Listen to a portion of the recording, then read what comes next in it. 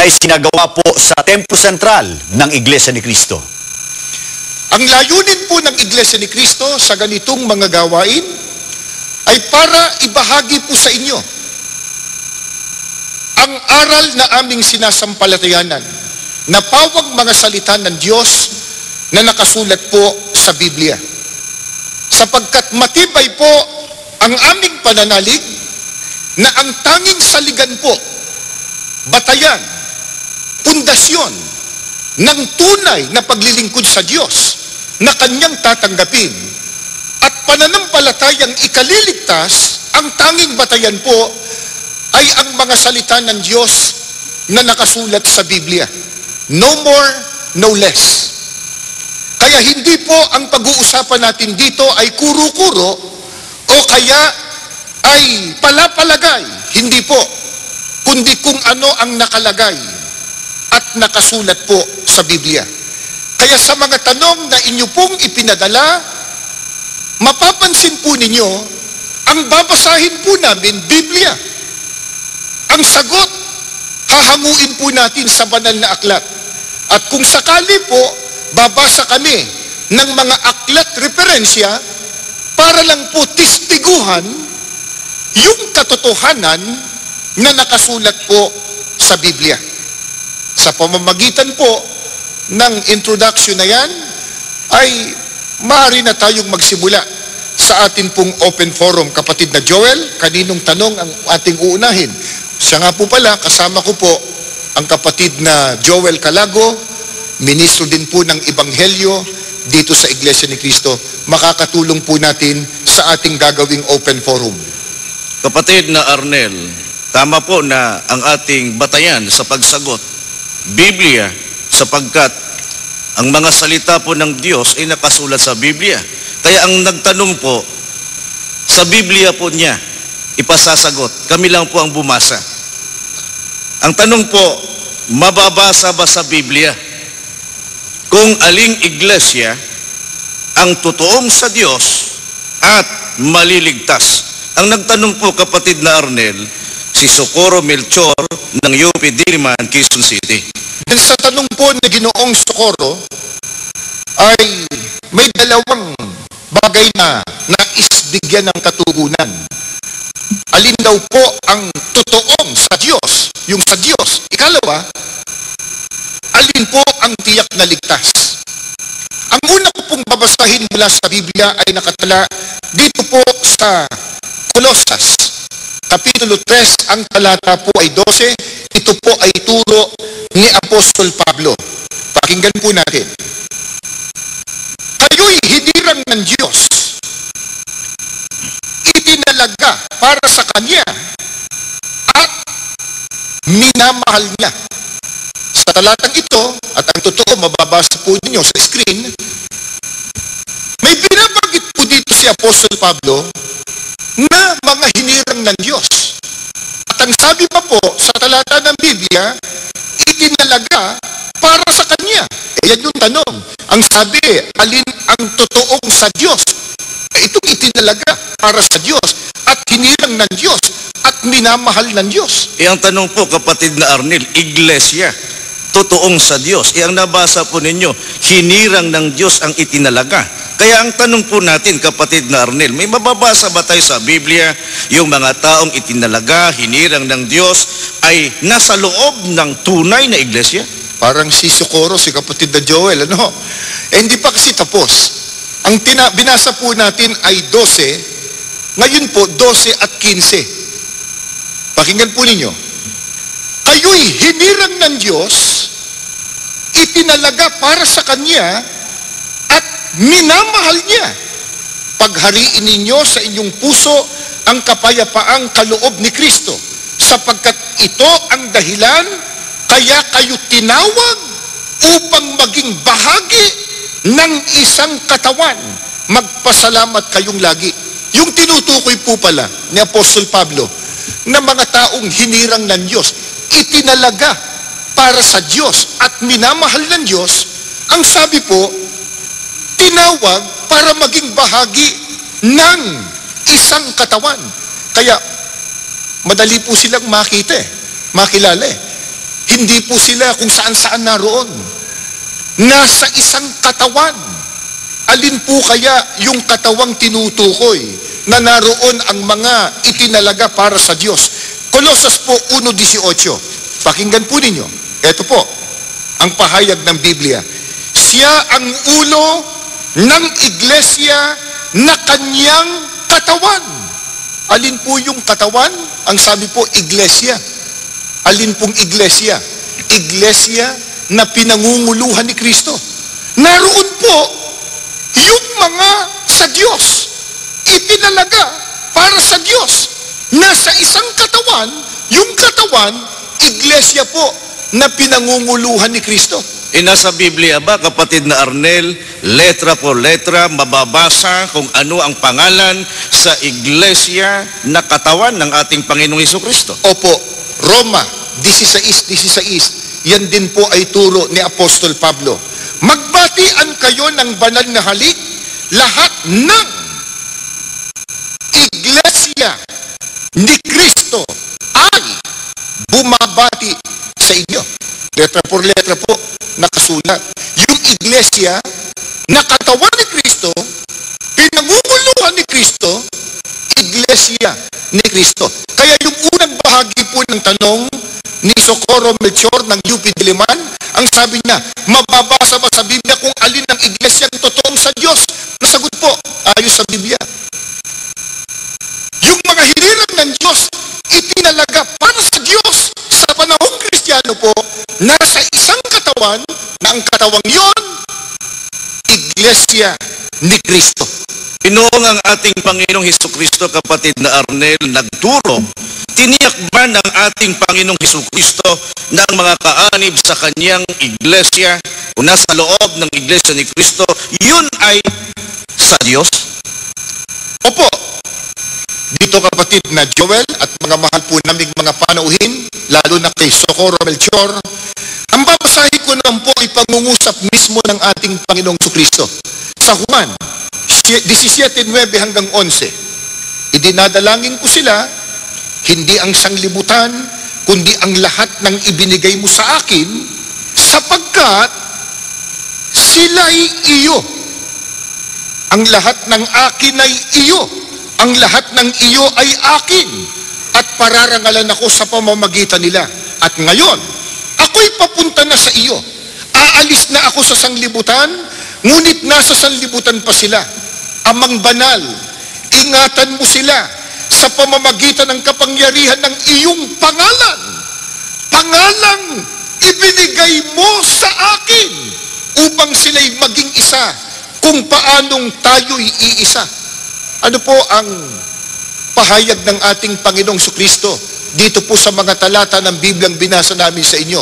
Ang sabi ni Kristo, yung mga taong ibinigay sa akin ng Ama, binigay sa kanya ng Diyos. Alalaong bagay, yung mga kaanib sa tunay na iglesyang itinayo ni Kristo. Ang sabi niya, sila'y sa iyo. Ang tinutukoy niya, ang Diyos. Sila'y sa Diyos. Lahat ng ibinigay mo sa akin, sa iyo. At yung iyo, akin. Siguro, itatanong nila, ba't ho natin natiyak na ang tinutukoy dyan? Yan nga yung iglesia ni Kristo. Ang sabi ni Kristo, ingatan mo sila sa pamamagitan ng kapangyarihan ng iyong pangalan. Tatawagin po sa pangalan ng ating Panginoon Diyos. Aling pangalan niya?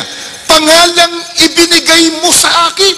Yung pangalang ibinigay ng Diyos sa ating Panginoong Hesukristo. Alin po ba ang pangalang ibinigay ng Diyos sa ating Panginoong Jesus? Babasahin ko po itong turo ng mga apostol dito po sa Gawa 4, ang talata po ay 12. Kay Hesukristo lamang matatagpuan ang kaligtasan. Pangalan lamang ang ibinigay ng Diyos sa ikaliligtas ng tao. Alin po ang pangalang ibinigay ng Diyos? Pangalang Kristo. Paano po kung itawag ang pangalang Kristo sa iglesia na itinatag ni Kristo? Binasa na po kanina yung Roma 16:16, iglesia ni Kristo. Kaya Kaya maging ang ating Panginoong Kristo nagturo na yung iglesia niya, iglesia ni Kristo, sila po ay kanino? Sa Diyos. Sabi ni Kristo, ang akin ay iyo. Nasasagot ka, Joel? Opo, maliwanag po ang sagot. At ang sabi po, sa talatang binasa po ninyo, yung kay Kristo ay sa Diyos. At yung sa Diyos, sa Kanya rin. Pero meron pang nais malaman si Socorro. Opo, yung tanong niya, kung mababasa ba sa Biblia na ang iglesia ni Kristo ang tiyak na maliligtas. Magandang tanong yan. Ang dami na po pagtatalo o debate o argumento o pag-uusap o dialogo na nangyayari sa iba't ibang mga pangkati ng paniniwala. Yung salita pong tiyak na ligtas. Walang aamin na hindi po sila tiyak na ligtas eh. Pero sa Biblia po ba, merong nakasulat na tiyak na ligtas? Sana po ay dinadama po ninyo yung ating pag-aaral. Ano ho? Maaaring itinanong lang yon ni Socorro, baka yun din po ang tanong ninyo. Meron bang nakasulat sa Biblia, tiyak na ligtas? Siguradong ligtas. Sino yon? Ikaw ba yon? Ako ba yon? Sila ba yon? Ang babasahin ko po, sulat ni Apostol Pablo sa mga taga-Roma. Roma 5:8 hanggang 9 po. Ngunit, ipinadama ng Diyos ang kanyang pag-ibig sa atin nang mamatay si Kristo para sa atin noong tayo'y makasalanan pa. At ngayong napawalang sala na tayo sa pamamagitan ng kanyang dugo,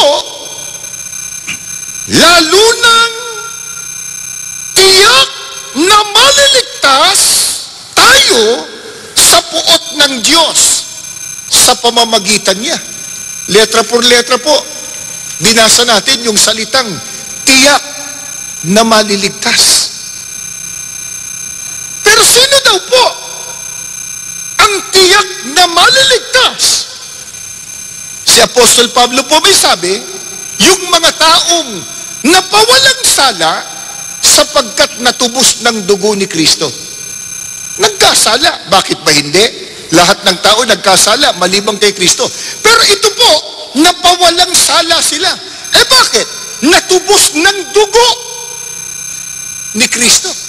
Kaya kapatid na Joel at kay Socorro Melchor ng UP Diliman, hahanapin mo lang kung saan nakasulat sa Biblia. Sino ang natubos ng dugo ni Kristo? Malalaman mo na. Yun ang tiyak na ligtas. Dapat talaga na ipaliwanag natin sa kanila ngayon, kapatid na Arnel, kung sino-sino po yung mga taong tinubos ng dugo ng ating Panginoong Hesukristo, sapagkat sila din naniniwala na sila'y natubos din ng dugo ni Kristo kahit sila ay napaanib sa iba't ibang relihiyon o pangkati ng iglesia. Ang magpapasya nun at magpapaliwanag, Biblia, kapatid na Joel. Babasahin po namin Aklat ng mga Gawa ng mga Apostol, 20, talatang 28 po. Pakinggan ninyo. Ingatan ninyo kung gayon ang inyong mga sarili at ang buong kawan. Narito'y hinirang kayo ng Espiritu Santo na mga katiwala upang pakanin ang babasa po doon. Iglesia ni Kristo na tinubos niya ng kanyang dugo. Hindi po kami may sabi po noon, mga mahal po naming mga magulang, kaibigan at mga panauhin. Binasa lang po natin ang katotohanan ng nakasulat po sa Biblia. Ang sabi po sa Biblia, ang tinubos ng dugo ng ating Panginoong Kristo ay yung kanyang iglesia, iglesia ni Kristo. Kaya kung babalikan po natin yung tanong ni Socorro Melchor ng UP Diliman, yung daw bang iglesia, totoong maliligtas? Opo, sapagkat nakasulat sa Biblia, ang sigurado at tiyak na ligtas, yung tinubos ng dugo ni Kristo, ang tinubos ng dugo ni Kristo, nasa Biblia din po, iglesia ni Kristo. Kaya kung ang tao po, naghahangad ng kaligtasan pagdating ng paghukom, meron pong anyaya sa kanya. ang tagapagligtas, ang ating Panginoong Hesukristo. Pakinggan po ninyo at babasahin po dito sa 1:17 at 9. Ito po, kaya muling nagsalita si Jesus, buong katotohanan ang sinasabi ko sa inyo, ako ang pintuan ng kulungan ng mga tupa. Ako ang pintuan. Sino man na pumasok sa loob ng kawan sa pamamagitan ko ay magiging ligtas. Siguro po, wala nang pagtatalo kung ang sasagot ay ang ating Panginoong Sukristo. Kung ang tanong mo, paano ba ako maliligtas? Sinagot ng Panginoong Sukristo. Ang sabi niya, buong katotohanan ang sinasabi ko sa inyo, ako ang pintuan. Sino man na pumasok sa loob ng kawan, sa pamamagitan ko, magiging ligtas. Yung kawan po, binasa na kanina yung Gawa 20:28. Ang kawan ay ang iglesia ni Kristo na tinubos ni Kristo ng kanyang mahalagang dugo. Kaya nasasagot po ang tanong na ipinadala ni Socorro Melchor ng UP Diliman, Quezon City. Totoo daw po ba, mababasa ba sa Biblia na ang iglesia ang totoong sa Diyos at maliligtas? Binasa po natin sa Biblia. At para makasama tayo doon, si Kristo po ang nag-iimbita, nag-aanyaya, nag-uuto sa lahat ng gustong maligtas. Pumasok tayo nakabilang sa kanyang kawan. Ang kawan po ay ang iglesia ni Kristo. Pero bago tayo pumalaot sa susunod na tanong, kapatid na Joel, meron lang po kaming nais na ipapansin pa. Kasi po, pag itinuturo yan, ganyang katotohanan, yung iba po, wari-bagang, parang nagdaramdam. Ang sabi nila, parang yung sinabi, kayo lang ang ligtas, paano kami? Masyado yatang exclusivistic yung inyong pagtuturo. Kayo lang, paano kami? Ibig bang sabihin, si Kristo ang tagapagligtas? Nagtatangi ng taong ililigtas? Ba hindi ho? Kung napasin po niyo yung binasa ko, sabi ni Kristo, ako ang pintuan ng kulungan ng mga tupa, ako ang pintuan, sino mang taong pumasok sa loob ng kawan, sa pamamagitan ko, magiging ligtas. Ang sabi niya, sino man? Tatanungin ko po kayo, mga mahal po naming mga bisita, mga panauhin. Yung bang salitang, sino man, may itinatangi? Di ba pag sinabing sino man, lalaki, babae, mayaman, dukha, nakapag-aral, hindi. Maitim, maputi. Ano ba? Sino ka man? Pero ang tangi, yung paraan. Ano yung paraan? Paraan ng tagapagligtas. Siya tagapagligtas eh. Ano paraan niya? Ang sabi niya, pumasok ka sa loob ng kawan, sa pamamagitan ko, magiging ligtas. Ang kawan po, yung kanyang iglesia ni Kristo. Kapatid na Arnel, ito po ay napakagandang tanong. Bakit ipinipilit ng iglesia ni Kristo na ang Katoliko ay sumasamba sa larawan o rebulto? Ang itinuturo sa amin ng mga pari ay ang Diyos ang sambahin. Hindi ba ito ay isang pagpaparatang? Ang nagtanong po, kapatid na Arnel, si Leonardo Gasmen ng Maginhawa Street Teachers Village East, Quezon City. At itong katanungan ito ay meron ding nagtanong sa SM North, kapatid na Arnel. SM North? Oo. Sige nga. Itatanong ko lang sa Iglesia ng Cristo kung bakit wala kayong mga santo at wala kayong prosesyon. Kasi nung January 9 ay mayroon kaming prosesyon dito sa Quiapo. Ang una pong tanong, ipinipilit daw po namin na ang kinagistang relihiyon o Iglesia Katolika sumasamba sa larawan o rebulto. Wala daw pong ganon na itinuturo ang mga pare. Kaya kami daw po nagpaparatang. At pagkatapos yung napanood naman po natin, nagtanong nasa SM North pa siya. Ba't wala daw tayong prosesyon ng santo? Dahil daw noong Enero 9, may prosesyon po na ginawa sa Quiapo, yung kanilang puon na tinawag nilang Black Nazarene, na itim na Nazareno. Pagka black, itim talaga yan, kapatid na Arnel. Mga mahal po naming mga panauhin, mga kaibigan at mga kababayan. Mga mahal po naming mga panauhin, mga kaibigan at mga kababayan. Hindi po ginawa at hindi po gagawin ng Iglesia ni Cristo ang magbintang o magparatang. Kung sinasabi man po namin na ang kinagistang relihiyon, ang Iglesia Katolika Romana, sumasamba sa larawan, alam po ba ninyong inuulit lang namin yung talagang sinabi po ng Iglesia Katolika sa pamamagitan ng kanilang mga pare? Sila po mismo, ang mga pare mismo, ang nagtuturo at nagsasabi na ang Iglesia Katolika sumasamba po sa larawan. Ano po katunayan? Babasahin ko po ang isang aklat Katoliko. Siya ang inyong pakinggan, ang aral na Katoliko. Ito po ay isinulat ng paring si Enrique Demond. Inilathala ng Catholic Trade School, may imprimu potes at nihilobstat ni Jose Obellanos, imprimatur ni Jose Bustamante. Babasahin ko po ito dito sa pahina 12. Ito po ang sabi ng pare, hindi po kami. Kung ating sinasamba ang larawan ni Kristong napapako sa krus, dinadasal natin, sinasamba kita, pinupuri Panginoon kong Hesus Kristo. Hindi po kami may sabi na, sabi ng pare, sa kinagitang reliyon na pag sinasamba nila ang larawan ni Kristo, di sumasamba nga sa larawan. At yung sinasabi nilang imahe na yun, hindi naman po yun ang ating Panginoon Hesus Kristo eh. Pero huwag muna tayo doon. Doon po tayo sa issue. Nagpaparatang daw po Iglesia ni Cristo pag sinasabing ang Katoliko sumasamba sa larawan. Dito po, sa aklat na isinulat ng pare, sinasabi nila, sumasamba sila sa larawan. Hindi lang yan. Ito pa po, munting aklat Katoliko. Ang pamagat po ay katisismo. Ito po ay tinagalog ng paring si Luis de Amezquita.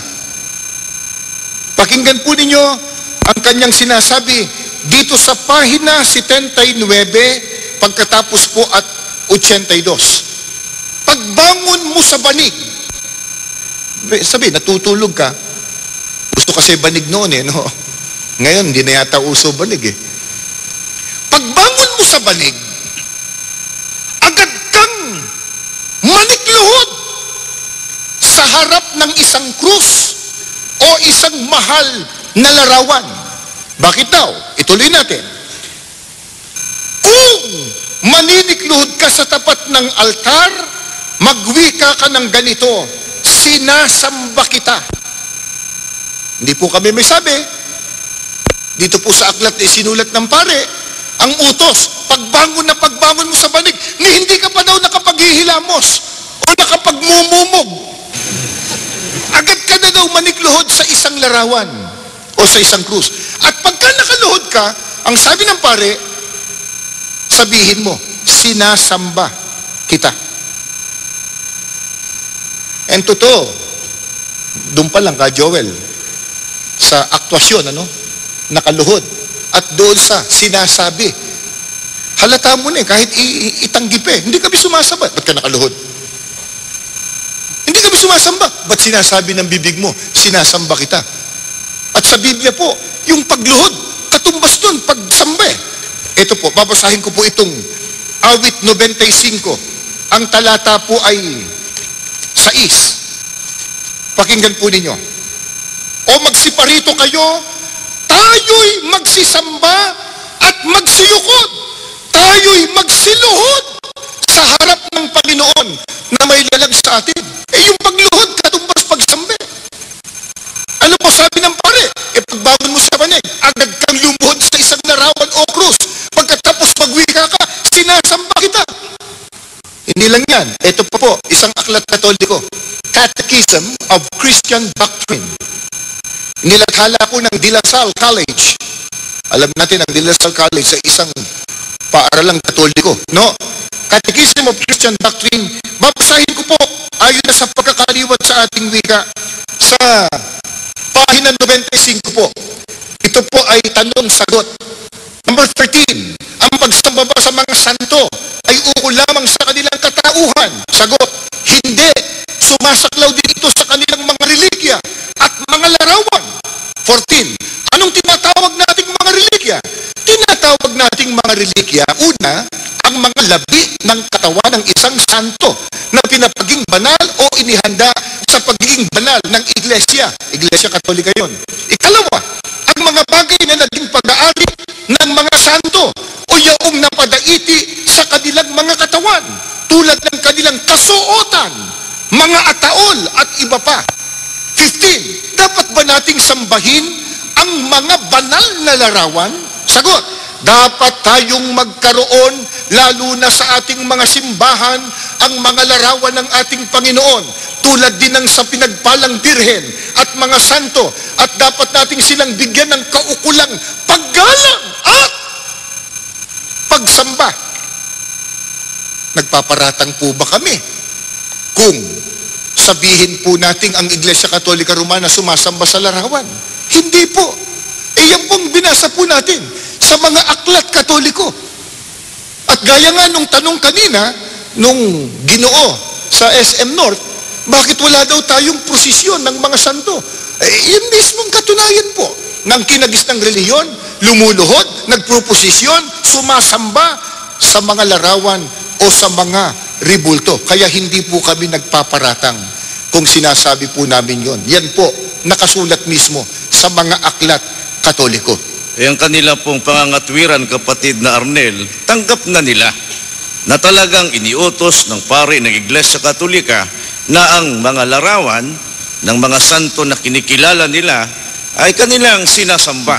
Pero bakit pa raw natin pinupuna yung kanilang ginagawang pagsamba sa mga larawan? Hayaan na lang daw natin sila. Kung tayo naman po ay nagmamahal sa ating kapwa, bakit pa raw pinupuna natin sila? Ang totoong pagmamahal at pag-ibig sa kapwa, kapatid na Joel, hindi ka papayag na siya'y mapahamak. Kung totoong mahal mo ang kapwa mo, hindi ka papayag, mapasama siya. Ba't ganun po ang sinasabi namin? Yung po bang pagsamba sa larawan, sa ribulto, o anumang imahen, ikabubuti ba o ikasasama? Ang babasahin ko po, Biblia na. Ito po ang pahayag ng Panginoon Diyos. Exodo Kapitulo 20, talatang 1, pagkatapos po ay 3 hanggang 5. Ito ang sinabi ng Diyos. Huwag kayong magkakaroon ng ibang Diyos maliban sa akin.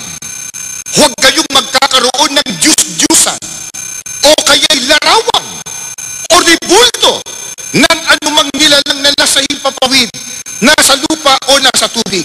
Huwag kayong yuyukot o maglilingkod sa alinman sa mga Diyos-Diyusan yan, sapagkat akong Panginoon ay mapanibuguhin. Parurusahan ko ang lahat ng aayaw sa akin, pati ang kanilang mga anak hanggang sa ika-4 na saling lahi. Napakabigat po pala ang kasalanan sa harap ng Diyos. Yung pagsamba sa mga larawan, imahin o ribulto. Bakit? Ang Diyos mismo nagbawal. Ano sabi niya sa tao? Huwag kayong magkakaroon ng ibang Diyos maliban sa akin. Paano po ba nagkakaroon ng ibang Diyos ang tao maliban sa tunay na Diyos? Ang sabi ng Diyos, huwag kayong magkakaroon ng mga larawan, ng mga ribulto ng kahit anong uring nila lang, pagkatapos sasambahin at paglilingkuran. Mga magulang at mga mahal po naming mga panauhin at kaibigan, yung pong larawan, yung ribulto per se, hindi po masama. Meron tayong mga larawan ng ating mga magulang para maalaala natin sila, mga mahal natin sa buhay. May mga ribulto tayo ng mga bayani para natin gunitain ang kanilang kabayanihan. Pero alin po yung tinutukoy po ng Panginoon Diyos na masama? Pagka yung larawan, pagka yung imahen, pagka yung ribulto, niluhuran mo na at sinamba. Gaano kasama yun? Sabi ng Diyos, parurusahan ko kayo. Kaya kung pinupo naman po natin, hindi lang naman pong kinagis ng reliyon, lahat ng uri ng paniniwalang sumasamba sa mga Diyos-Diyusan o larawan, pinupo na po natin, hindi po para sila po itulig sa inlang. Hindi po. Hindi po para saktan ang damdamin nila, kundi ang nag-uudyok po sa amin, ang tao sa pusong pag-ibig at pagmamalasakit. Huwag po nilang gagawin yon. Magagalit ang Diyos. Parurusahan ng Diyos ang sinuman na sasamba at maglilingkod sa mga larawan o sa mga Diyos-Diyusan. Kung halimbawa, kapatid na Arnel, ang kanilang pangangatwiran, yung pagsamba namin sa mga larawan, ipinatutungkol namin. Yung pagsamba namin sa mga larawan, ipinatutungkol namin yan sa tunay na Diyos. Kaya papayag ba ang Diyos, kapatid na Arnel, sa Biblia po, na kung tayo po'y sasamba sa Kanya, dadaan pa tayo sa mga larawan? Una, walang ganung utos ang Diyos, kapatid na Joel. Sabi nga niya, huwag kang gagawa ng larawan at tribulto, imahin, pagkatapos luluhuran mo at paglilingkuran. Pero, sagupain natin yung tanong. Ang Diyos ba pumapayag na yung kanyang kalwalhatian ibigay niya sa larawang inanyuan? At sasabihin ng tao, hindi naman talaga yung larawan ng aming sinasamba. Kung nakaluhod man kami doon, para sa Diyos yun. Ito sabi ng Diyos. Ang babasahin ko po, Biblia, Isaias 42, ang talata po ay 8. Pakinggan po ninyo. Ako ang Panginoon, na siyang aking pangalan, at ang aking kalwalhatian ay hindi ko ibibigay sa iba, o ang akin mang kapurihan sa mga larawang inanyuan. Ang liwanag po, emphatic ang sinabi ng Panginoon Diyos. Siya daw anya ang Diyos, at yung kalwalhatian niya at kapurihan, hindi niya ibibigay sa iba, kahit pa sa mga larawang inanyuan. Ba't natin ikakatwiran ngayon? Kung nakaluhod man kami sa larawan, para sa Diyos yun. Sabi ng Diyos, wag! Yung kapurihan ko, hindi ko ibibigay yan. Para maintindihan po natin sa isang ganitong paliwanag, kapatid na Joel, halimbawa, at sino man yung nagtanong, si Leonardo Gasmen, merong mag-asawa, medyo nakagalit. Galit po yung babae doon sa kanyang asawang lalaki. Ang sabi niya, pinagtataksilan mo ko. Nakita ko, may kasama kang ibang babae. Holding hands pa kayo. Sabi ng lalaki, aba hindi. Yung paghawak ko sa kamay niya, para sa iyo yun. Kung nakaluhod man kami sa larawan, hindi talagang yung larawan, para sa Diyos yun. Sabi ng Diyos, huwag kayong gagawa ng anumang larawan o ribulto pagkatapos sasambahin nyo't luluhuran at paglilingkuran. Yung aking kapurihan at yung aking kalwalhatian, hindi ko ibibigay sa iba, kahit pa sa larawang inanyuan, sabi ng Diyos. Kaya bawal po yan ng ating Panginoon Diyos. Baka sabihin nila, kapatid na Arnel, noon yun. Baka sa panahong Kristiyano, pwede nang sumamba sa mga larawan. Talagang ayaw bumitiw. Ayaw bumitiw Noon daw pwede, bawal. Pero ngayon, pwede na daw po. Ang babasahin ko po, panahong Kristiyano. Tayo po ngayon nasasaklaw ng tinatawag na panahong Kristiyano. Christian era. Pakinggan po ninyo, ito po'y sulat sa aklat ng mga gawa ng mga apostol, 17. Ang talata po ay 29 hanggang 31. Pakinggan po ninyo, panahong Kristiyano na po ito. Yamang tayo'y mga anak ng Diyos, huwag nating akalain na siya ay tulad ng larawang ginto, pilak o bato na pawang likha ng isip at kamay ng tao. Mahabang panahong di pinansin ng Diyos ang di pagkakilala sa kanya ng tao, ngunit ngayon iniuutos niya na magsisi sila't talikdan ang kanilang masamang pamumuhay, sapagkat itinakdanan niya ang araw ng paghukom sa sanglibutan, at ito'y buong katarungan niyang gagawin sa pamamagitan ng kanyang hinirang. Ito po, turo ng mga Unang alagad ng ating Panginoong Kristo. Panahong Kristiyano po yan. Ano sabi? Huwag niyong aakalain na ang Diyos tulad lang ng larawang ginto, pilak, o bato na inukit lang ng karunungan ng tao. Isipin po ninyo, yung akalain mong ang Diyos, parang ginto, bato, kahoy, masama na di lalo pa, sabihin mong Diyos mismo yon. Di ba? Minsan makita mo, papahiran ng panyo. Tapos ipapahid pa sa buong katawan niya. Si paniniwala niya, gagaling daw siya sa kanyang karamdaman. Sana nga, kapatid na Joel. Pero, ito sabi ng Biblia, niakalain ang Diyos katulad lang ng larawan. Isipin niyo, ba't naman di magagalit ang Diyos? Kailangan po bang tayo po'y nakapag-aral para malaman natin na kahoy pala to? Papel pala to? Ginto pala ito? At kahit ginto pa yan, sabi ng Diyos, ba't mo ko itutulad sa ginto, sa larawan, sa pilak? At kung napansin po niyo yung talatang binasa ko, itinuring ng Diyos na kasamaan yun. At pinapagsisisi ang mga taong sumasamba sa mga larawan sapagkat nagtakdaan niya ang Diyos sa pamamagitan ni Kristo ng araw ng paghuhukom. Kaya sapagkat mabigat na kasalanan yung pagsamba sa mga larawan, kapatid na Arnel, sa panahong Kristiyano, ano po ang mabigat na parusa kapag ang tao po ay sumasamba sa mga larawan? Babasahin po natin sa Apokalipsis 21. Ang talata po ay 8. Ganito po ang turo sa atin ng banal na aklat. Ngunit sa mga duwag at sa mga hindi mananampalataya at sa mga kasuklam-suklam at sa mga mamamatay tao, sa mga mapakiapid at sa mga manggagaway at sa mga mapagsamba sa Diyos-Diyusan, mga larawan, rebulto, imahin, at sa lahat ng mga sinungaling, ang kanilang bahagi ay sa dagat-dagatang nagniningas sa apoy at asupre na siyang ikalawang kamatayan. Ibig lang po sabihin, hindi po maliligtas pagdating ng paghuhukom. Bagkus mapapahamak sa dagat-dagatang apoy ang mga tao po na nahulog sa pagsamba sa mga Diyos-Diyusan, sa mga larawan o sa mga imahen. Kaya kung sakali po naririnig po ninyo na pinupuna po namin yung ginagawang pagsamba ng ibang mga tao, ibang relihiyon sa mga larawan, inuulit po namin. Hindi dahil sa nais po naming manakit ng damdamin o kaya ay sakta ng kanilang kalooban. Hindi po.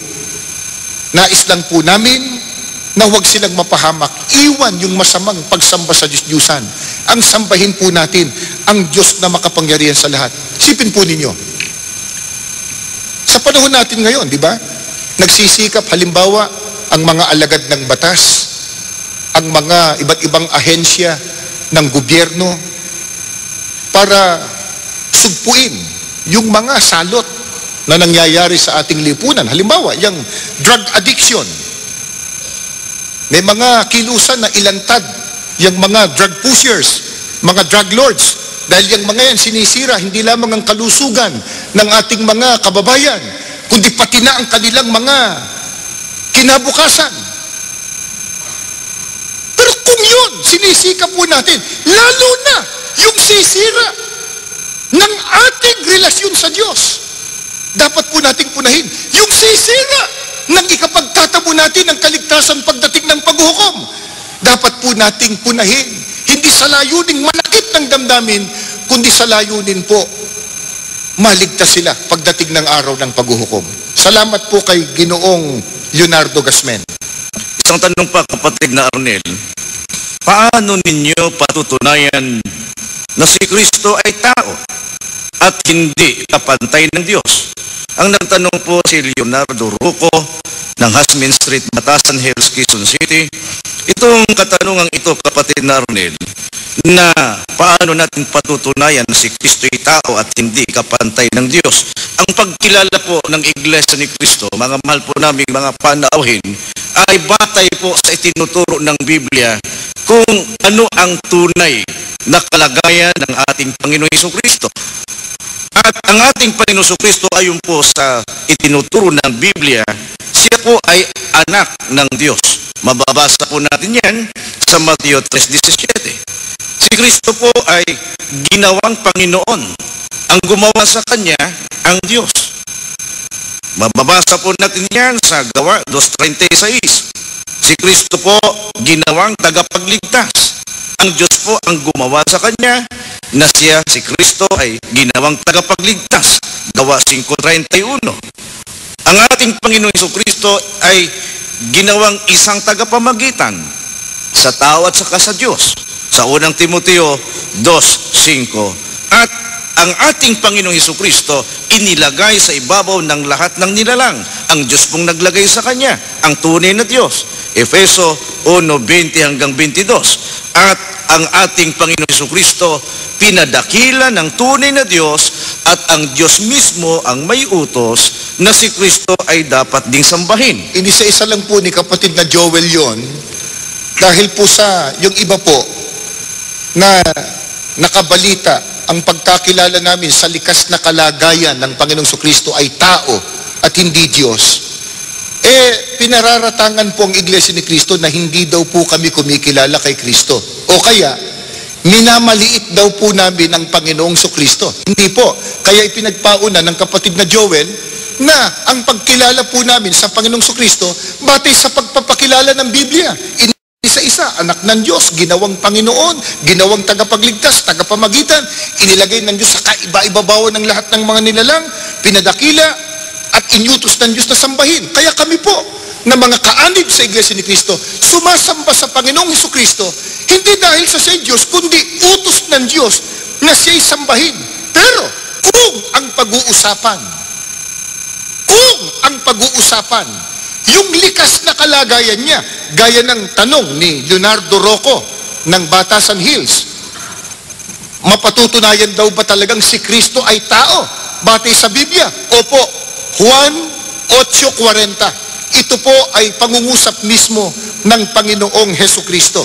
Ito po, ngunit, ngayoy pinagpipilitan ninyong patayin ako na isang taong nagsasalita sa inyo ng katotohanang narinig ko sa Diyos.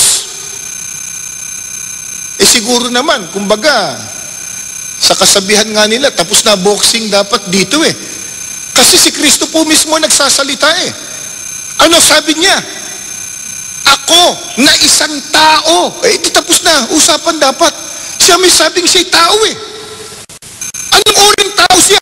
Na isang taong nagsasalita sa inyo ng katotohanan na aking narinig sa Diyos. Kasama sa katotohanan, yung sinabi niya na siya'y tao. Ba't po magagalit yung iba pag sinabi po namin si Kristo'y tao? Sa likas na kalagayan, siya may sabi. At hindi lamang po ipinakilala niya na siya ay tao sa likas na kalagayan, pinatunayan pa niya hindi siyang Diyos. Na iba siya sa Diyos. Sapagkat ang sabi niya, isang taong nagsasalita sa inyo ng katotohanan narinig ko sa Diyos. Iba po ang Diyos na napakinggan ng taong si Kristo. Iba si Kristo na taong nakarinig sa Diyos. At hindi lang yan. Nang iwan ni Kristo ang mga apostol, umakyat na po siya sa langit sa piling ng tunay na Diyos, ng Ama. Naiwan po mga apostol dito sa lupa. Ano ipinangaral ng mga apostol? Kung ano ang tunay na likas na kalagayan ni Kristo. Dito po sa unang Timoteo 2:4-5, babasahin ko po sa inyo. Ito po. Nais ng Diyos na ang lahat ay maligtas at malaman ang buong katotohanan na ito nga ay meron lamang isang Diyos at si Kristo Jesus ang tanging makapaghahatid sa atin sa Diyos. Si Jesus ay totoo ngang tao at ibinigay niya ang kanyang sarili upang iligtas tayong lahat. Ito sabi ng mga apostol. Ano sabi? Si Kristo ay totoo ngang tao.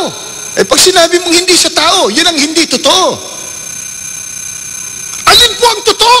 Yung sinabi ni Kristo at itong ipinangaral ng mga apostol. Meron silang sinasabi ka, Joel Ang sabi po nila, kapatid na Arnel, mayroon bang mababasa sa Biblia na mismo ang Diyos nagpapatunay na si Kristo'y tao sa kalagayan? Meron tayong mababasa niya. At hindi lang yan, ang isa pang sinasabi nila, kapatid na Joel, kung hindi Diyos si Kristo, ba't anya nakagagawa ng himala o milagro?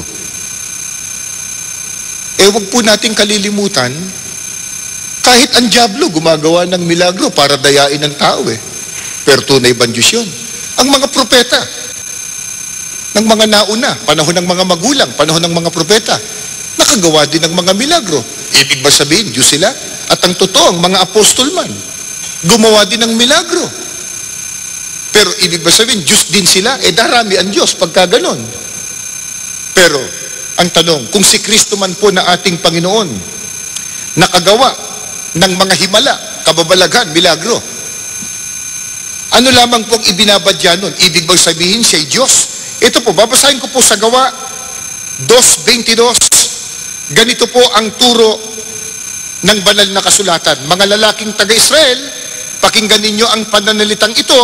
Si Jesus na taga Nazaret, taong pinatunayan sa inyo ng Diyos sa pamamagitan ng himala at mga kababalaghan at mga tanda na ginawa ng Diyos sa gitna ninyo sa pamamagitan niya, gaya ng alam na ninyo.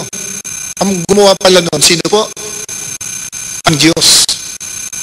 Kinasangkapan lang ang ating Panginoong Jesucristo sa pamamagitan ni Kristo.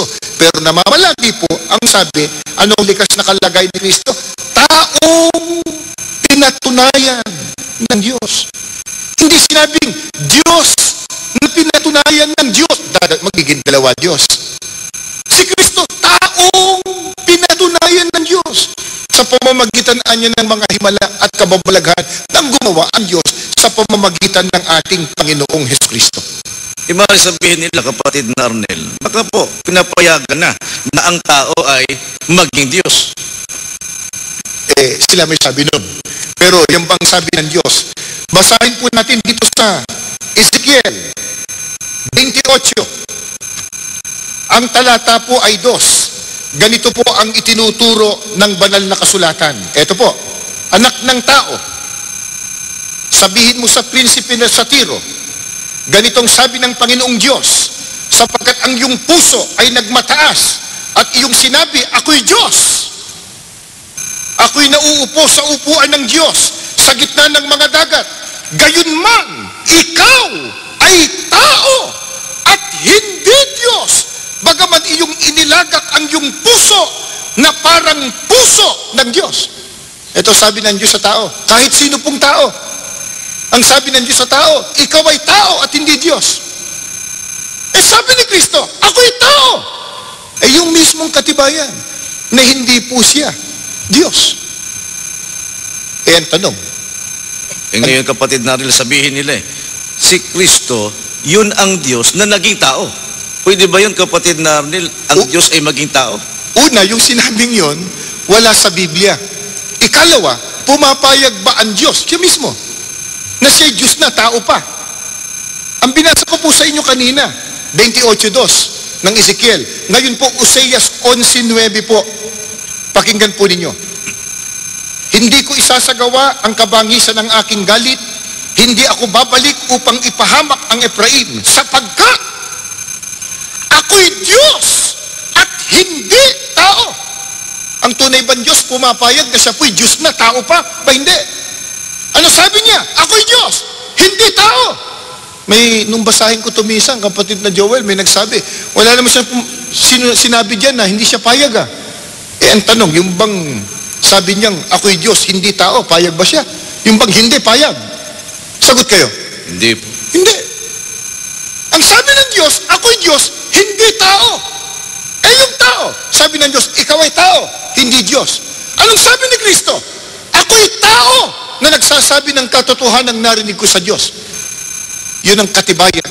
Isa sa mga katibayan na hindi po si Kristo ang tunay na Diyos. Ngayon, doon sa tanong na yun, meron pang nais na liwanagin si Leonardo Rocco. Ang sabi niya kasi, kapatid na Joel, sa tanong, paano yung patutunayan si Kristo ay tao at hindi ka pantay ng Diyos? Doon pala sa kalagayan, pag binasa mo sa Juan 4:24, ang Diyos Espiritu. Kanina, binasa natin, 8:40, si Kristo ay tao. Pero, bukod doon, babasahin ko po sa inyo itong talata. Katunayang hindi magkapantay. 14:28 po ng Juan. Sulat po ninyo, baka may Biblia po kayo sa inyong tahanan. Narinig ninyo kung paanong sinabi ko sa inyo, papanaw ako at paririto ako sa inyo. Kung ako'y inyong iniibig, kayo'y mga gagala dahil sa ako'y pasa sa Ama, sapagkat ang Ama, ang Diyos, ay lalong dakila kaysa akin. Antay ba? Sabi ng Kristo ang Ama, ang Diyos, lalong dakila kaysa akin. Alam po niyo, pag binasa po natin yan sa Bibliang Ingles, halimbawa, dito po sa Biblia, kung tawagin ay Knox version, mabasahin ko po yung Juan 14:28, John 14:28. You have heard me say that I am going away and coming back to you. If you really love me, you would be glad to hear that I am on my way to my Father. My Father has greater power than I. Ang Ama, may higit, mas makapangyarihan kaysa sa akin. Pantay ba yun? Puntahan pa po natin ang ibang salin ng Biblia. Dito po sa The Amplified Bible. English din po, babasahin ko sa inyo. Ito po ang sabi. You heard me tell you, I am going away and I'm coming back to you. If you really love me, you would have been glad. Because I am going to the Father, for the Father is greater and mightier than I am. Ang Ama ay lalong dakila at lalong makapangyarihan kaysa akin. Pantay ba yun? Isipin po ninyo. Hindi lang yan. Isa pa pong English na Biblia. Dito po sa today's English version. Doon din po sa talatang yon. But I want you to understand that Christ is supreme. Ibang talata po, unang Korinto 11:13 po. But I want you to understand that Christ is supreme over every man. The husband is supreme over his wife, and God is supreme over Christ. Pagka nilapatan natin ng kaukulang Tagalog ang Diyos ay mas mataas kay Kristo. Mas supremo. Mas makapangyarihan kaysa kay Kristo. Kaya hindi po pantay. Gaya po ng itinatanong ni Leonardo Rocco ng Batasan Hills. Ang kanilang pangangatwiran, kapatid na Arnel, si Kristo ay binigyan ng kapangyarihan ng ating Panginoong Diyos. Kaya sapagkat si Kristo ay makapangyarihan, ang kanilang paniniwala kay Kristo, Diyos na rin. Kaya ano po ang katunayan, kapatid na Arnel, na bagamat si Kristo ay binigyan ng kapangyarihan, pinatutunayan pa rin na hindi siya kapantay ng tunay na Diyos at hindi siya ang tunay na Diyos. Doon pa lang sa sinabi mo, kapatid na Joel, na si Kristo binigyan ng kapangyarihan ng Diyos. Kung si Kristo Diyos, meron bang Diyos na binibigyan ng kapangyarihan kaya lang nagkaroon ng kapangyarihan? Di ba? Ikala mo, di ba mas mataas yung nagbigay ng kapangyarihan sa Kanya? Pero gayon pa man, kahit binigyan ng kapangyarihan si si Kristo. Ano ang katunayang hindi po ibig sabihin doon Diyos na rin siya? Pakinggan ninyo ang babasahin ko po, unang Korinto, 15:27 hanggang 28 po. Ganito ang sinasabi ng kasulatan. Ang lahat ng bagay ay lubusang pinasuko sa kanya ng Diyos. Ngunit sa salitang lahat ng bagay, maliwanag na hindi kasama rito ang Diyos na siyang naglagay ng lahat ng bagay sa ilalim ng kapangyarihan ni Kristo. At kapag ang lahat ay nasa ilalim na ng kapangyarihan ni Kristo, ang anak naman, si Kristo, ang paiilalim sa kapangyarihan ng Diyos na naglagay ng lahat ng bagay sa ilalim ng kapangyarihan niya. Sa gayon, lubusang maghahari ang Diyos sa kalahat-lahatan. Dito po, pinatutunayan talaga na ang ating Panginoong Jesucristo binigyan po ng kapangyarihan ng Diyos. Ang nagbigay sa Kanya, yung tunay na Diyos. At ang sabi po, lahat ng bagay, lahat ng nilalang, paiilalim sa kapangyarihan ni Kristo. Pero pagdating po ng takdang araw, takdang panahon, si Kristo naman, paiilalim po kanino? Sa Diyos. Kaya alin po o sino po ang tunay na Diyos? Ang Ama na nagbigay ng kapangyarihan si Kristo. Si Kristo, hindi po siya ang Diyos. Kung si Kristo Diyos, meron bang Diyos susuko pa sa ibang Diyos? Meron bang Diyos paiilalim sa isa pang Diyos? Labag na po yan sa nakasulat sa Biblia. Sapagkat sa Biblia po, mababasa po natin, iisa lamang ang tunay na Diyos. Pero dito po sa ating binasa, napakaliwanag. Kung binigyan man ng kapangyarihan ang ating Panginoong Kristo, bigay lang yun sa Kanya ng Diyos. Pagdating ng takdang panahon, si Kristo naman, paiilalim o susuko sa Diyos na nagbigay sa Kanya ng kapangyarihan. Sino po? Yung Diyos na nagbigay ng kapangyarihan kay Kristo. Sino po? At ilan yon? Pakinggan po ninyo. Dito po sa Juan 17:1 at 3. Ganito po ang pahayag ng banal na kasulatan. Ito po, pagkasabi ni Jesus dito, tumingala siya sa langit at nagsabi, Ama! At ito ang buhay na walang hanggan, ang makilala kanila, ikaw na kaisa-isang tunay na Diyos at si Jesucristong sinugo mo. Sino po ang iisang tunay na Diyos? Ang Ama. Ilan? Isa. Kaisa-isa. Si Kristo, sinugo. Sino nagsugo? Ang tunay na Diyos. Iba ang nagsugo, iba ang isinugo. Ang nagsugo, ang tunay na Diyos. Isa lang yun. Ang isinugo, si Kristo. Kaya napakaliwanag po mula sa Biblia, Ginoong Leonardo Rocco ng Hasmin Street, Batasan Hills, na si Kristo ay tao sa likas na kalagayan at lalong hindi po sila magkapantay ng Diyos. Ang Diyos ang makapangyarihan sa lahat. Ang isang Diyos, ang Ama na nasa langit. Ito pang tanong, kapatid na Arnel. Sa demokrasya, pag sinabi, mas nakararami, yun ang tama at sinusunod. Hindi ba mas marami kaming mga Katoliko kaysa miyembro ng Iglesia ni Kristo? Bakit sinasabi ninyo na kayo ang totoo at ligtas samantalang mas kakaunti kayo? Ang nagtanong po si Laila Santos ng UP Diliman, Quezon City, at ito po ay meron ding kinunan natin ng videotape sa West Avenue, Quezon City, kapatid na Arnel. Panoorin nga po natin. Si Sheila Sanchez, isang Katoliko, tanong ko lang sa iglesia, since it's a common belief na pag mas marami, yun ang tama at sinusunod, since marami ang mga Katoliko, ibig ba sabihin nun kami yung tama at mas totoo? Kasi palasak yung paniniwalang the voice of the people is the voice of God. Sabi nila, no? Sabihin, pag mas marami daw, yun daw po ang totoo at yun daw po ang tama. Hindi po natin matatanggap ang ganung paniniwala.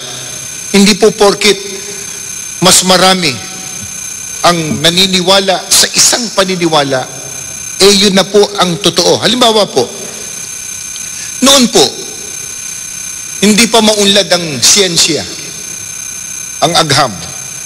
Ang paniniwala po ng marami, ang mundo flat. Di ba? Ang mundo flat. Porque ba't halos lahat ng tao noon, sa panahong yun ang paniniwala. Yun na po ang totoo. Napatunayan. Ngayon, ano po ang mundo? Ano po? Bilog. Bilog. Ang totoo, pag binasa mo sa Biblia, sa Isaiah 40:22, mababasa mo talaga, kahit hindi pa naiimbento teleskopyo, kahit hindi pa nakapag-circumnavigate ang tao sa mundo, basahin lang ang Biblia. Nakasulat doon na ang mundo po bilog He that sitteth in the circle of the earth, sa King James Version, siya na nakaupo sa balantok o kabilugan ng mundo. Pero noon po, ang paniniwala ng marami, ang lupa o ang mundo, flat. May paniniwala pa noon. Ang mundo daw, may tukod at may lumitaw pa. Yung tinatawag na Greek mythology, ang mundo daw, pasan-pasan ni Atlas. Yan paniniwala ng marami noon. Dahil ba sa marami ang naniniwalang ganon, totoo na yon? Hindi ho. Ngayon, yung po bang pagiging marami sa bilang, katibayan ng pagiging totoo? Yun ang tanong ni Sheila Sanchez Common belief daw. At pagkatapos, tanong ni Laila Santos sa demokrasya, pag mas marami, yun ang totoo. Patutunayan po natin na hindi gayon. Kung ang pag-uusapan, sino ang sa Diyos, alin ang tunay na sa Diyos, alin po ang maliligtas. Ang babasahin ko po ay Deuteronomio, Kapitulo 7. Ang talata po ay 6 hanggang 8. Sapagkat ikaw ay isang banal na bayan sa Panginoon mong Diyos. Pinili ka ng Panginoon mong Diyos upang maging bayan sa kanyang sariling pag-aari, na higit sa lahat ng mga bayan na nasa ibabaw ng balat ng lupa. Hindi kayo inibig ng Panginoon, pinili kayo dahil sa kayo'y marami sa bilang kaysa alinmang bayan, sapagkat kayo ang pinakamaliit sa lahat ng bayan, kundi dahil sa inibig kayo ng Panginoon at dahil sa kanyang tinupad ng sumpa na kanyang isinumpa sa inyong mga magulang, ay inilabas kayo ng Panginoon sa pamamagitan ng makapangyarihang kamay at tinubos kayo sa bahay ng pagkaalipin mula sa kamay ni Paraon na hari ng Ehipto. Ang tinutukoy po dito, ang bayang Israel noon. Bakit po sila naging sa Diyos? Ba't sila ang pinili ng Diyos? Dahil ba sila ang mas nakararami? Sabi po ng Biblia, hindi kayo inibig ng Panginoon, hindi pinili kayo dahil marami kayo sa bilang. Ang totoo nga, kayo nga pinakamaliit O paano ngayon yung tanong ni Sheila Sanchez at saka ni Laila Santos? Pag marami daw, sila daw ang tama. Mali na yan, dito sa nakasulat sa Biblia. Alin ang tama? Yung nasa Biblia. Noon, ang Israel po, pinili ng Diyos, hindi dahil sila ang marami. Sila nga ang pinakamaliit noon. At ang totoo, nang silang piliin ng Diyos, ano ang naging katangian nila? Babasahin ko po sa 2 Hari, 5 ang talata po ay 15. At siya'y bumalik sa lalaki ng Diyos, siya at ang buong pulutong niya, na Paraon at tumayo sa harap niya, at siya'y nagsabi, narito ngayon aking talastas, na walang Diyos sa buong lupa, kundi sa Israel. Noon po, dahil sa silang pinili ng Diyos, wala nang ibang bayan pa na may tunay na Diyos, ang sabi ng Biblia, kundi ang Israel. Kaya kapatid na Arnel, hindi po ang pagbabatayan yung dami sa bilang, kundi kung sila ay pinili ng ating Panginoong Diyos, bagamat silang kaunti sa bilang, sila po ang may karapatan na maglingkod sa tunay na Diyos. At kapatid na Arnel, meron ba tayong mababasa sa Biblia na Ang Israel, sila po ang may karapatang maglingkod, sumamba sa tunay na Diyos. Noon, nung sila po ang pinili ng Diyos, bagamat kakaunti sila, batay nga sa Biblia. Ito po, Roma 9:4. Sila ang bayang hinirang ng Diyos. Ginawa niya silang kanyang mga anak. Sa kanila niya ibinigay ang karangalan, ang kanyang mga tipan, ang kautusan, ang tunay na pagsamba at ang kanyang mga pangako. Ito po katangian ng Israel noon, nang sila ang piliin ng Diyos. Sila ang may karapatan sa tunay na pagsamba. Hanapin mo ang kautusan ng Diyos, nasa kanila. Eh bakit? Sila pinili. Dahil ba marami? O hindi? Kaya pa sila totoo, marami sa bilang? O hindi? Kaya mali pong paniniwala, batay sa Biblia, na pagka mas nakararami, yun na po ang tama. Yun na po ang tunay. At hindi lang yan. Noon po, bago pa Israel, sa matandang sanglibutan, pakinggan po niyo itong babasahin ko. Dito po sa Hebreo, ang talata po ay 7. Dahil sa pananalig ng Diyos, pinakinggan ni Noe ang babala ng Diyos tungkol sa mga bagay na mangyayari na hindi pa niya nakikita. Gumawa siya ng isang daong upang siya at ang kanyang sambahayan ay maligtas. Sa pamamagitan nito'y hinatulan niya ang sanglibutan. Ito po yung sa panahon ni Noe. Alam po namin, alam din ninyo kasaysayan nito, dahil sa kasamaan ng sanlibutan, nagpasya ang Diyos. Gunawin ang mundo, lipulin ang tao sa pamamagitan po ng bahang gunaw. Universal deluge. Baha. Dito po, binabanggit po ng talata ng Biblia, hinatulan o pinarusahan ang buong sanglibutan, ang naligtas lang po ang sambahayan ni Noe. O isipin ninyo yun? Isang sanlibutan na rin ang tao noon. Pero hinatulan ng Diyos ang isang sanlibutang tao, isang mundong tao, ang naligtas lang, isang sambahayan. Ilan po sa bilang ang naligtas po, kapatid na Arnel? Ilan ba yun? Basahin natin sa Biblia, kapatid na Joel. Sa unang Pedro 3:20 po, na mga masuwayi noong panahon ni Noe, samantalang matyagang naghihintay ang Diyos habang ginagawa ang daong. Kakaunti lamang, hindi sinabing marami, kakaunti lamang, 8 katao ang nakaligtas noon sa tubig. Kung ang pagbabatayan po, yung paniniwala na mas marami, yun ang tama, dapat hindi ginunaw ang isang mundong tao noon. Mas marami sila. Dito po, nakasulat po sa Biblia, isang mundong tao ang pinarusahan. Ang naligtas lang po, yung sumunod sa Diyos. Si Noe, 8 katao. Si Noe, asawa ni Noe, 3 anak niya, at kani-kanyang asawa ng kanyang mga anak. Kaya, pagka binasa po natin ang Mateo 7:13 hanggang 14, sabagay, makikita po niyo sa ating screen, kahit ang ating Panginoong Kristo po sinabi niya na ang maliligtas, yung pumasok at dumaan sa makipot na pintuan. Kokonti lang ang dumaraan doon. Yung maluwang at malapad na daan, maluwang na pintuan, marami ang dumadaan doon. Pero ang sabi ni Kristo, papunta yun sa impyerno, papunta sa kapahamakan. At kung ang ating pag-uusapan po, itatanong niyo sa Biblia, pagdating ng paghukom, gaano karami ang mapapahamak? Apokalipsis po, 20, talatang 8 hanggang 10. Ganito po ang ating matutunghayan. At lalabas upang dumaya sa mga bansa na nasa 4 na sulok ng lupa, sa Gog at sa Magog, upang tipunin sila sa pagbabaka, na ang bilang nila ay gaya ng buhangin sa dagat. Pag itinuloy ko pa po pagbasa, yan po yung mga parurusahan pagdating ng araw ng paghukom. Gaano po karami mapapahamak? Kasi dami ng buhangin sa dagat.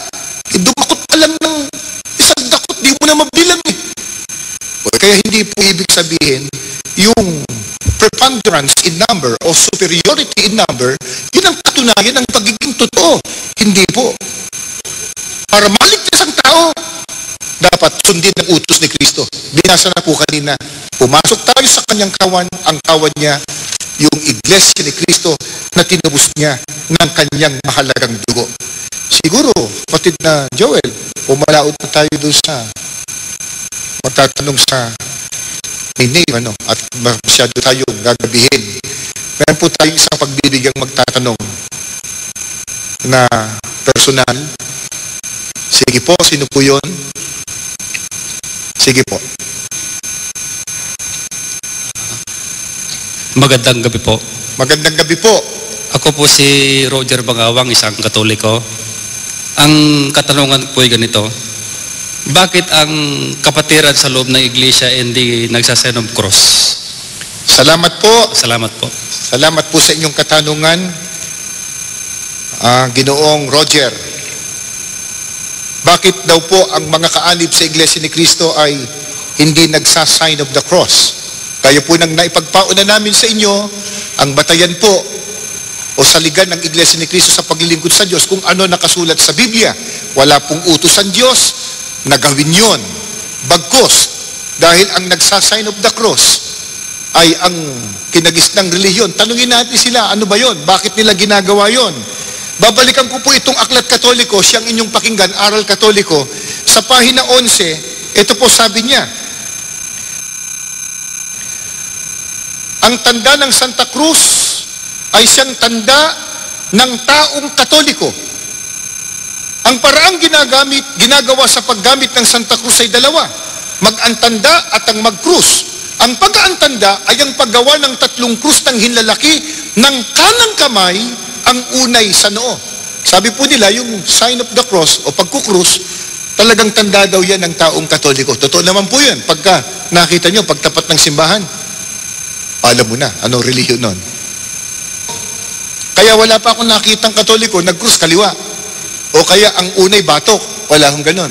Talagang ang unay, no. Sila may sabi, sa pamamagitan ng kanang kamay, ang unay sa noo. Ayan.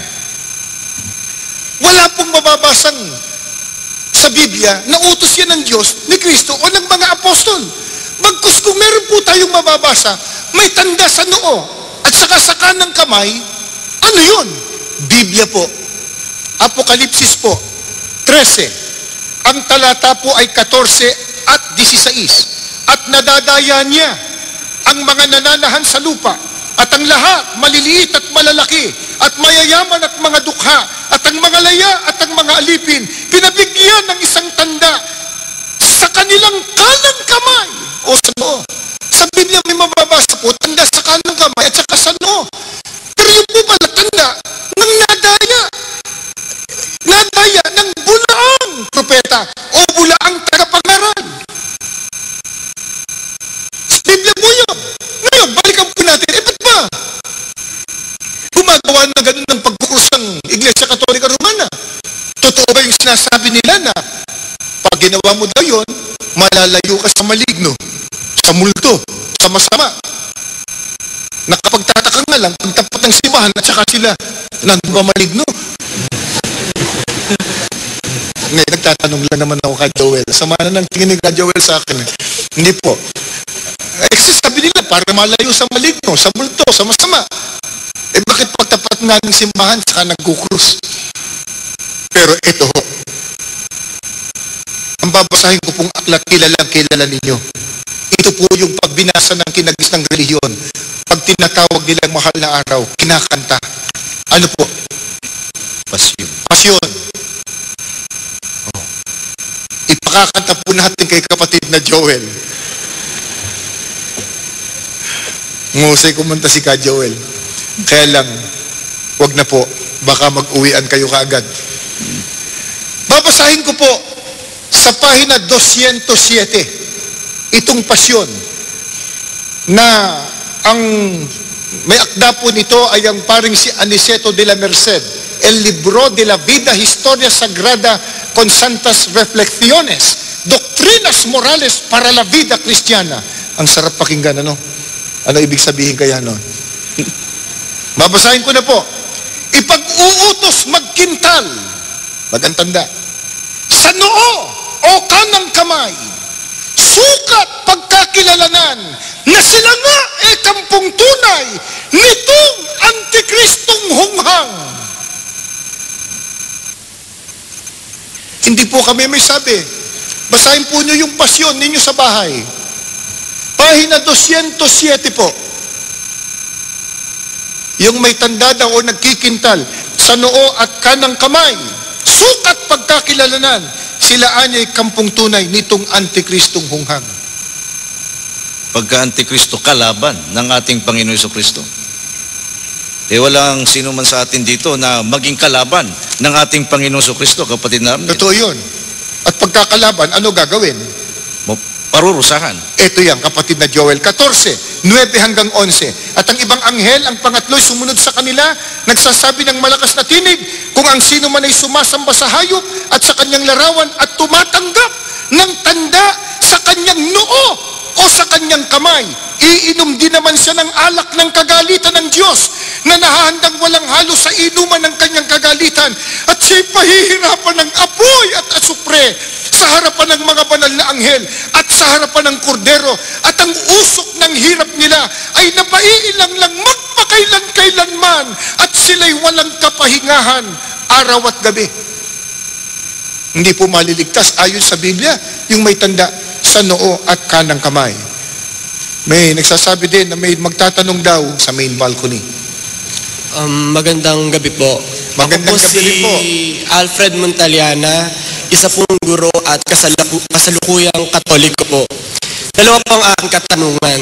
Una pong tanong bakit po sa iglesia ang pinangangaral ay palipat-lipat po ang pagbabasa po ng berso sa Biblia?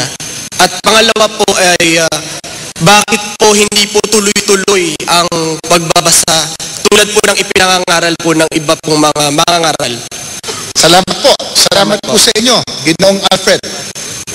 Napakaganda ng tanong, no? Dapat maganda rin ang sagot. Wala nang gaganda pa sa sagot ng Biblia. Ang tanong niya, dalawa po. Bakit daw po sa pagbasa namin mga minis ng Biblia, palipat-lipat daw ng verses, ng verso, talata? Dalawa, ba't hindi daw po tuloy-tuloy? Ngayon, unahin po muna natin yung pagtuturo o pag-aaral ng salita ng Diyos. Kasi po, inaakala ng iba, ang Biblia, banal na kasulatan, parang karaniwang aklat lang na nabibili kung saan, pagkatapos po pwede mong basahin, dire-diretso sa sarili mo, maunawaan mo. Ano po ba ang katangian at kaibahan ng Biblia, mga salita ng Diyos na nakasulat sa Biblia? Mabuti liwanagin po muna natin yan. Sa Roma 16:25 po, ito po ang turo ng mga apostol. Pakinggan po ninyo, babasahin ko po. Ito po. At ngayon sa Kanya, na makapangyarihan, na sa inyo'y makapagpapatibay ayon sa aking ebanghelyo at sa pangangaral ni Hesukristo ayon sa pahayag ng hiwaga na natago sa katahimikan ng panahong walang hanggan. Ang salita ng Diyos, yun din po ang ebanghelyo ng ating Panginoong Jesucristo. Ang sabi po, nakatago, itinago na sa hiwaga pa. Kaya hindi po ito pangkaraniwang aklat na basahin mo lang sa sarili mo, maiintindihan mo na. Ano po sabi ng Biblia? Sabi ng mga apostol, ang salita ng Diyos o ebanghelyo, nakatago sa hiwaga, inilihim sa hiwaga. Paano mo maiintindihan? Paano mo mauunawa? Nakalihim pala sa hiwaga. Biblia rin po sasagot. Marcos 4:11. Tuloy po natin sa talatang 12. Ganito po ang turo ng ating Panginoong Jesucristo. At sinabi niya sa kanila, sa inyo ay ipinagkaloob ang makaalam ng hiwaga ng kaharian ng Diyos. Datapot sa kanilang mga nangasa labas, ang lahat ng mga bagay ay ginagawa sa pamamagitan ng mga talinghaga, upang kung magsitingin sila'y mga kakita at huwag mamalas, at kung mga kinig sila'y mga karinig at huwag mga kaunawa, baka sakaling sila'y mangagbalik loob at patawarin sila. Nakalihim pala sa hiwaga ang salita ng Diyos na nakasulat sa Biblia. Paano po ito mauunawa ng tao? Ang sabi po, ipinagkaloob sa kanila ang makaalam ng hiwaga. Ipinagkakaloob po. Pero kanino po ipinagkakaloob? Kanino po ipinagkakatiwala yung pagkaalam ng salita ng Diyos na nakalihim sa hiwaga? Ikalawang Korinto po, 5:18. Ituloy po natin sa talatang 20. Ganito po ang pahayag ng mga apostol. Pakinggan niyo. Datapot ang lahat ng mga bagay ay pawang sa Diyos, na pinakipagkasundo tayo sa Kanya rin sa pamamagitan ni Kristo at ibinigay sa amin ang ministeryo sa pagkakasundo. Sa makatwid bagay na ang Diyos kay Kristo ay pinakipagkasundo ang sanlibutan sa Kanya rin, na hindi ibinibilang sa kanila ang kanilang mga kasalanan at ipinagkatiwala sa amin ang salita ng pagkakasundo. Kami ngay mga sugo sa pangalan ni Kristo, na waring namamanhik ang Diyos sa pamamagitan namin. Kayo'y pinamamanhikan namin sa pangalan ni Kristo, na kayo'y makipagkasundo sa Diyos. Kanino po ipinagkaloob o ipinagkatiwala ang makaalam ng salita ng Diyos na nakalihim sa hiwaga? Sa mga tunay na sugo ng Diyos. Ang nagsasalita dito si Apostol Pablo. Ano sabi niya? Ipinagkatiwala sa amin yung ministeryo at salita ng pagkakasundo. Alin po yung salita ng pagkakasundo? Yan din po ang aral ng Diyos. Bakit sinabing salita ng pagkakasundo? May dapat pa pagkasunduin. Sino? Ang tao at ang Diyos. Bakit? Nagkahiwalay bakit? Nang ang tao magkasala, nahiwalay sa Diyos. Ano kailangan? Ipakipagkasundo ang tao sa Diyos. Pero paano? May magtuturo ng salita ng pagkakasundo o salita ng Diyos na nakasulat sa Biblia. Sinong magtuturo? Ipinagkatiwala sa amin, sabi po, ang salita ng pagkakasundo. Sino? Kami ngay mga sugo sa pangalan ni Kristo. Kaya hindi po lahat. Hindi kahit sino. Hindi kumuha ka ng Biblia. Pwede na. Ay, hindi ho. Yung iba na bilanggulang, nagbasa ng Biblia sa bilangguan, paglabas, nangangaral na. Hindi ganon. Nakalihim sa hiwaga yan. Paano malalaman? Kaloob. Kanino?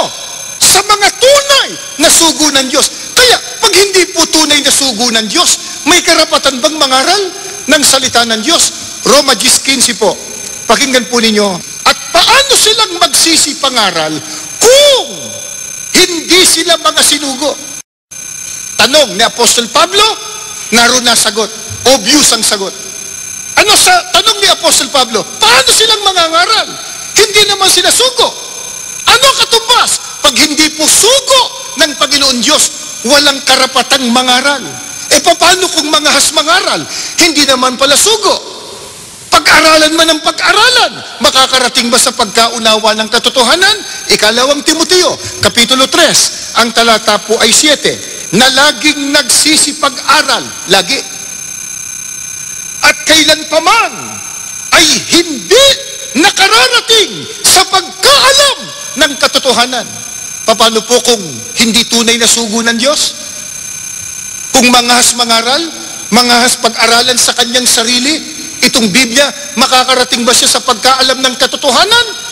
Ang sabi ni Apostol Pablo, laging nag-aaral, ngunit kailanpaman hindi nakarating sa pagkaalam ng katotohanan. Ano po katunayan?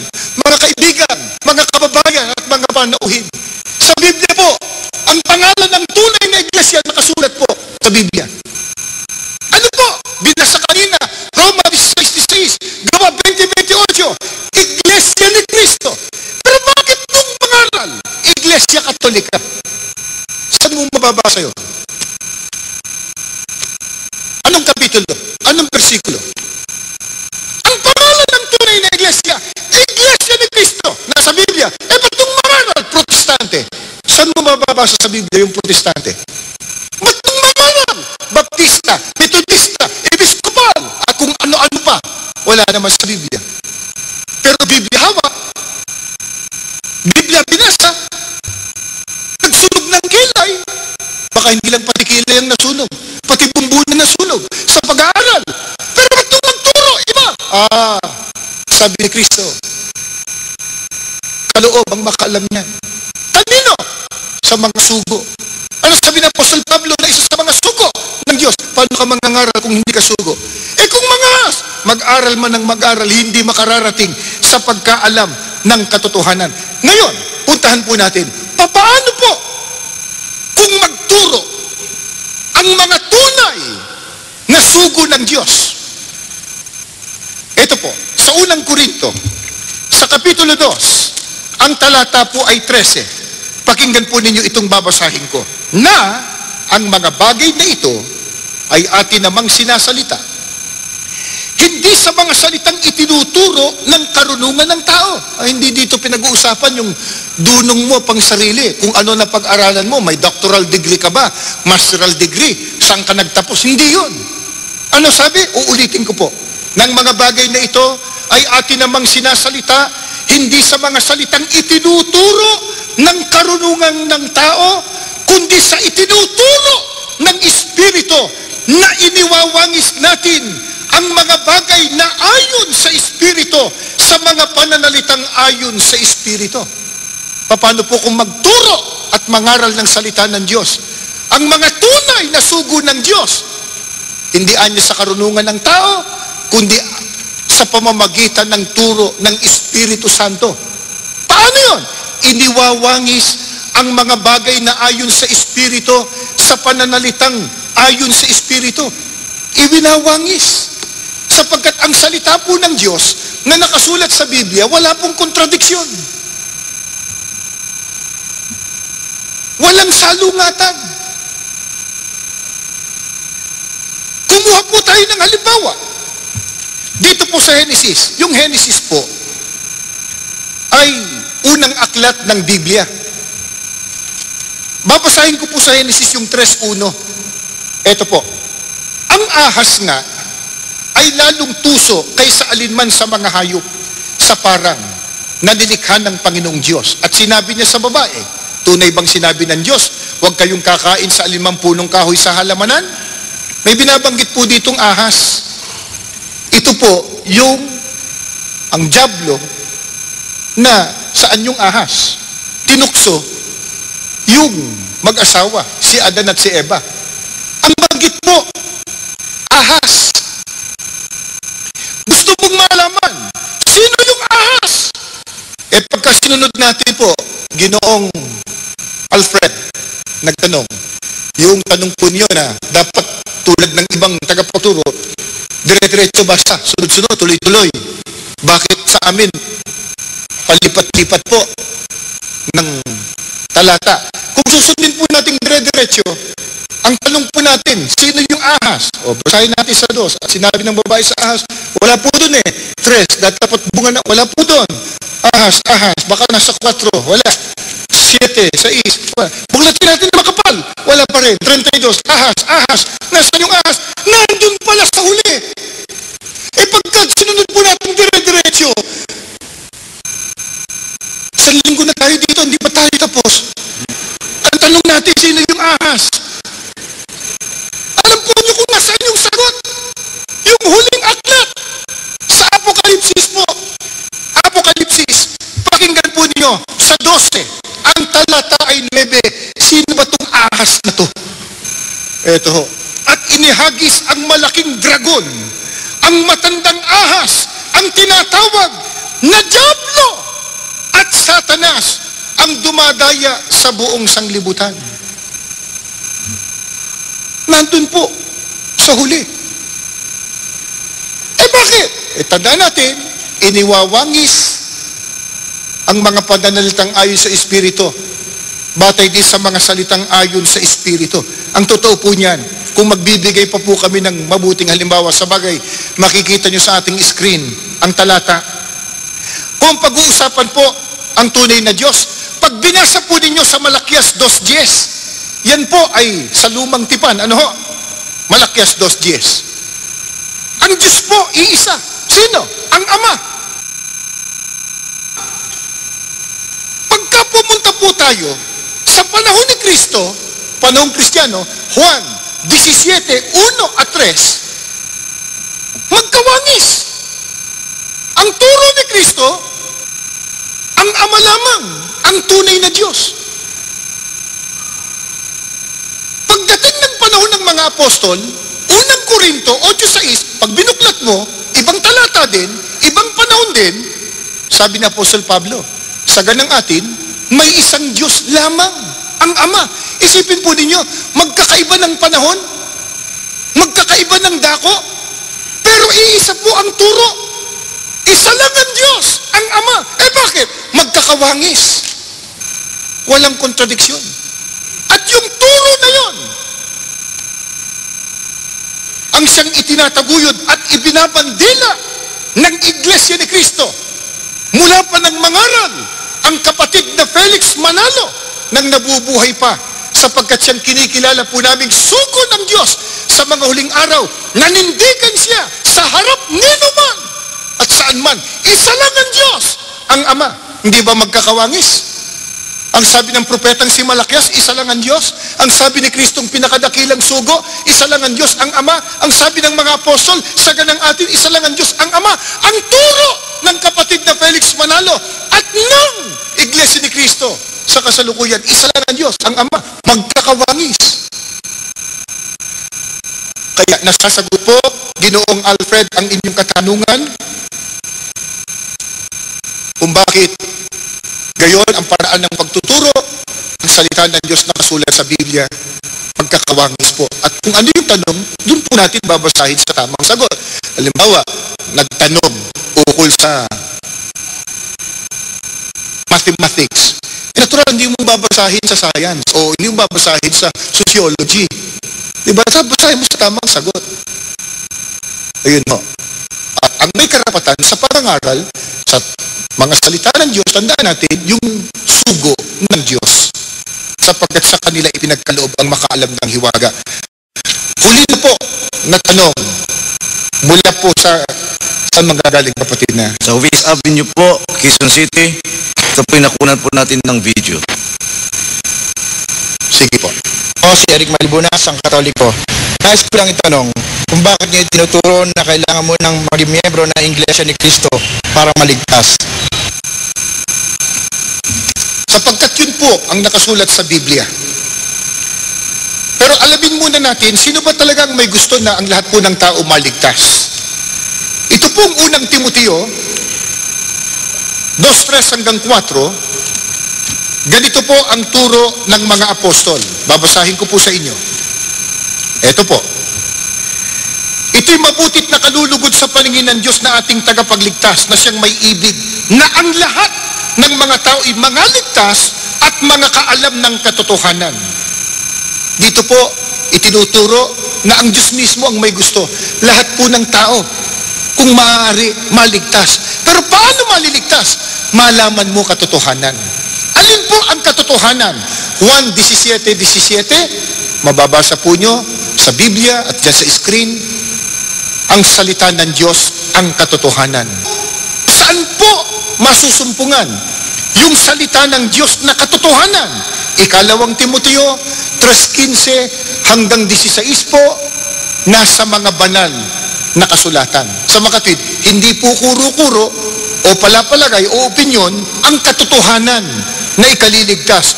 Ang katotohanan pong ikaliligtas, salita ng Diyos na nakasulat po sa Biblia. Ano ang utos ni Kristo para matupad ang kalooban ng Diyos na ang tao po ay maligtas? Babasahin ko po yan. Sa Marcos po, 16:15 hanggang 16. At sinabi niya sa kanila, magsiyaon kayo sa buong sanlibutan, inyong ipangaral ang ebanghelyo sa lahat ng kinapal. Ang sumasampalataya at mabautismuhan ay maliligtas, datapot ang hindi sumasampalataya ay parurusahan. Para masunod po yung kalooban ng Diyos na ang tao maligtas sa parang malaman ng katotohanan, ang turo ni Kristo, ipangaral ang ebanghelyo sa lahat ng kinapal. Kaya ang iglesia po ni Kristo, wala pong tigil na ipinag-aanyaya sa inyo ang ebanghelyo, ang salita ng Diyos. Kaya po meron tayo ngayong open forum, meron tayong ganitong malaking pamamahayag. Utos ni Kristo yon para masunod yung gusto ng Diyos na ang tao po ay maligtas. Hindi ka maliligtas pag hindi mo nalaman yung katotohanan. Pero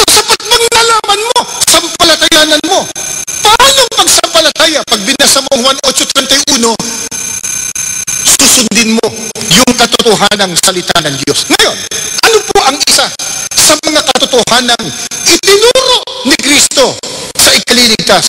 Binasa na po natin kanina yan. Pero mababasa niyo po uli sa ating screen. Sa 1 G7 at 9, si Kristo po ang may sabi na kinakailangan pumasok sa loob ng kanyang kawan. Sino mang pumasok sa loob ng kawan ay magiging ligtas. Yung gustong maligtas may gagawin. Hindi sasampalataya ka lang, paniniwalaan mo lang. May aksyon, may gagawin ka. Ano yun? Papasok ka sa loob. Loob ng ano? Kawan. Alin po yung kawan? Gawa 20:28, binasa ko na rin po kanina. Mababasa niyo uli sa ating screen.